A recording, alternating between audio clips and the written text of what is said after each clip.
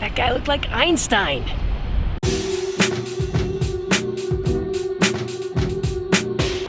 I'm here in Salt Lake City for a design conference for the day. I'm gonna do a little bit of photography during lunch. And the main thing I'm trying to do today is to become familiar with this old Fujica AX-3, which I got for, I don't know, 10 bucks on eBay. The guy wasn't even sure it was working, so I took a risk, and it seems to be working. So the AX series uses their own proprietary Fuji mount that they called it the X mount, which is not to be confused with the X mount that they use today. It's the X mount. So just so that's clear. So there aren't a ton of lenses in circulation. I guess it's not too hard to find lenses of 50 millimeter or higher, but because I'm looking for something a little wider, I struggled to find anything. And the only lens I could really find that looked decent was this, and I've never heard of this, but it was the Topman MC 28 millimeter 2.8. So I don't know anything about this lens. I just haven't had time to research it. But it looked like it was in pretty good shape, so I thought, what the heck. The reason I got this camera is because Denae and I will be doing another photo duel soon, hopefully, between the X-T2 and me shooting film. I thought it'd be fun to get something that looked very similar to the X-T2, so that's why I got the AX-3. And then I also want to shoot with the Acros 100, as she'll probably use the Acros preset in that duel. So this is just practice for me, really.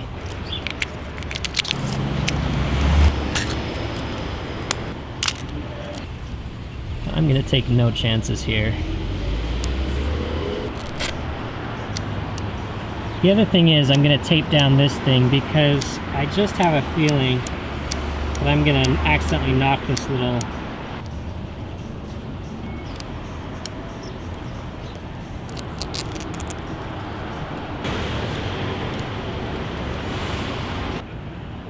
I just decided spur of the moment that I'm gonna push this to 400. I haven't taken a shot yet. I've heard from Acros, the Acros fan club, that pushing to 400 is the cool thing to do.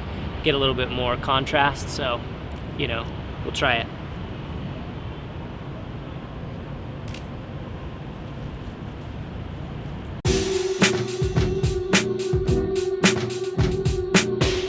Everybody have it?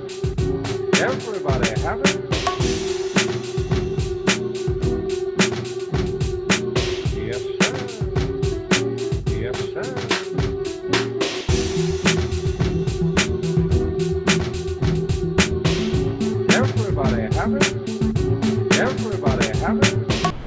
I seem to be in a shooting upwards mood today. Maybe that's because the clouds look so amazing.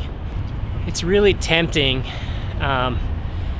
to feel pressure when I'm filming myself doing street photography to get just like amazing photos. So you really have to let go of that and just decide that even if you just show one shot, and even if it's not the best shot in the world, that's really not the point. The point is to improve as a photographer, to notice things that you haven't noticed before, to take more shots, and to not worry about what other people think. So I try to concentrate on that. Otherwise it can just get really stressful. If photography is stressful for you, then, you know, why are you doing it?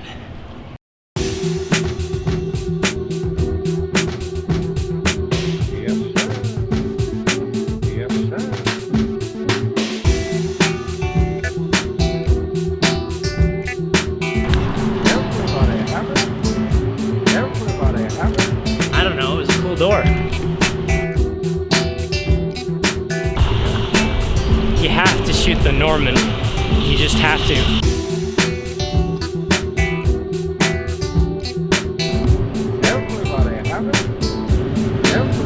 Dude was urinating. I don't know why I took that shot. I regret taking that shot.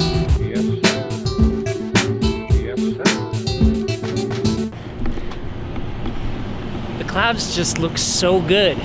I just keep shooting up because they're beautiful, they're light and fluffy.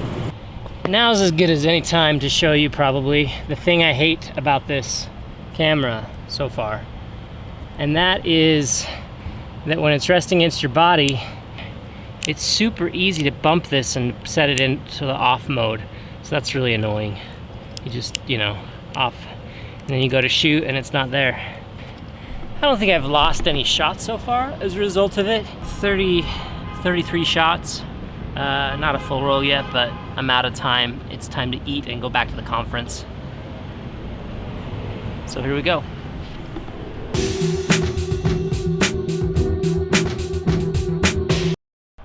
Where are we going, Ender? I don't know. You don't know where we're going? Yep. But what are we gonna do? Wrong car. I'm gonna play Pokemon Go while you're taking pictures. Oh, we're gonna both go hunting. He's gonna hunt for Pokemon, and I'm gonna hunt for Pictures. 3 more frames. Well, we're at an old favorite location of ours for macro photography. They always have these cool metal exhibitions out here. Probably should have brought another roll of film if I realized we were coming here. Hi, Ender. Okay, let's go Pokemon hunting. Yeah, if you ran around, you would feel warmer. Remember that? Remember that? It's still there. We were taking pictures right here once, and my daughter was playing on the ground, and I was getting some macro shots of that thing. Oh, good. And all of a sudden, you remember that? What happened, Ander? What happened? You were getting some shots of that thing, and me and Hadley were over there Yeah, playing, and then we saw some wasps, and they were chasing Hadley. they were chasing Hadley, huh? She was bit. Do you know how many times she was stung? She was Like- stung like 4 times. It was scary.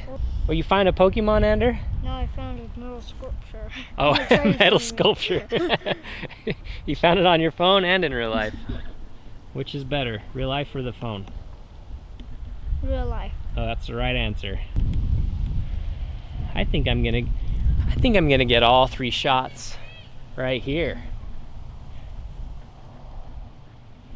This is just paradise. I love metal. I don't know if you've seen any of my videos where I weld things, but this is beautiful.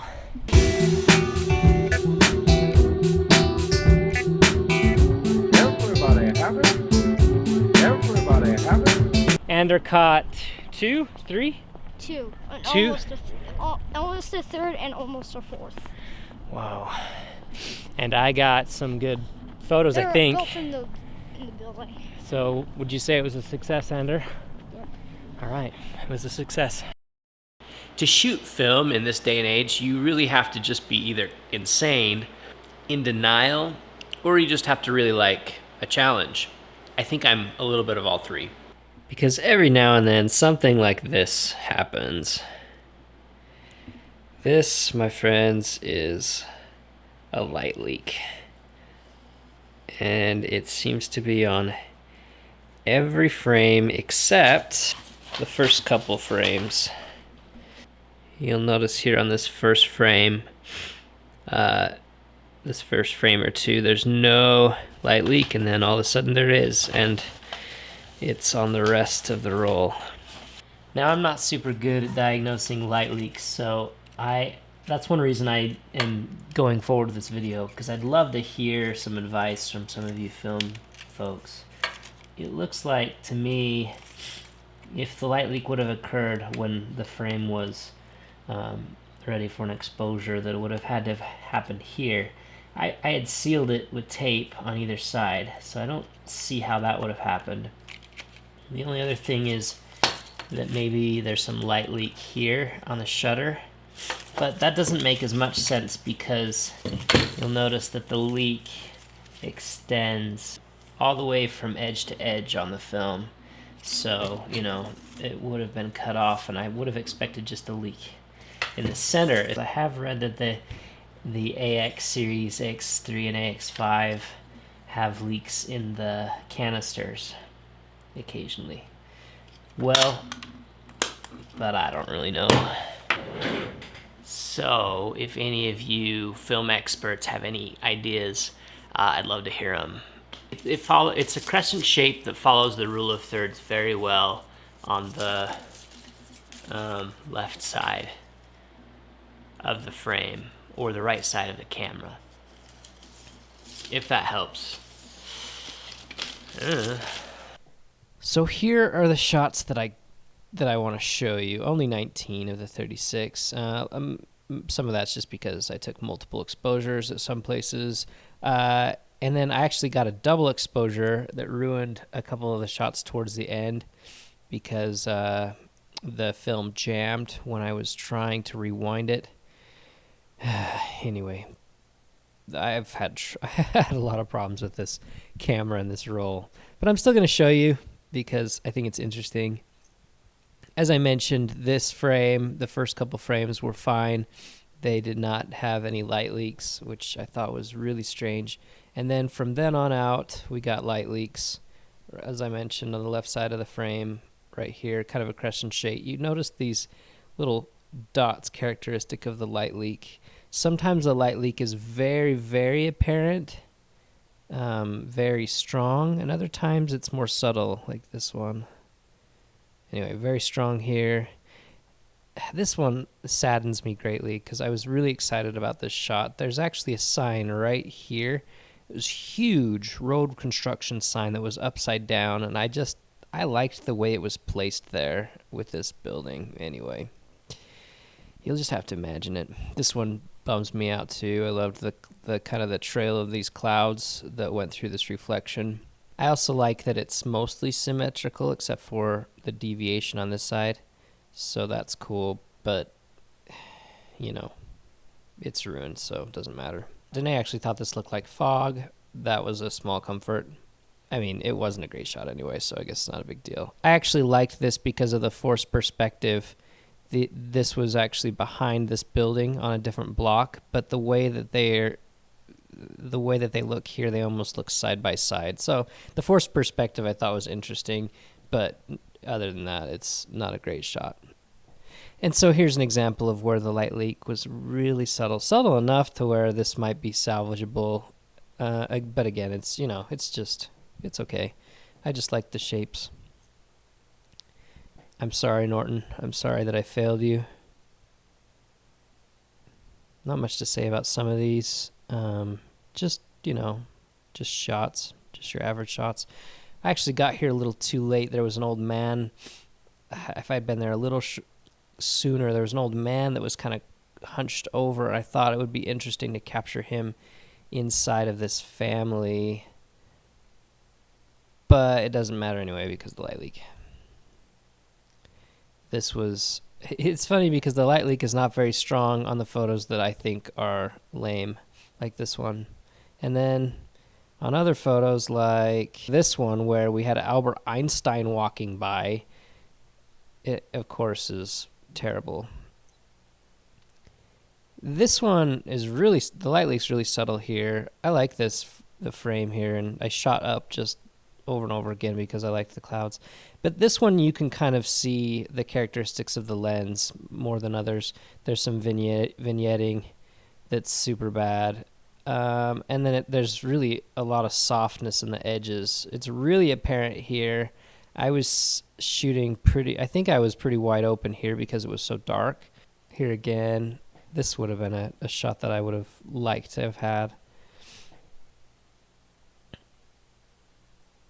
Yeah, I don't know, nothing to say here. And then we have dude urinating.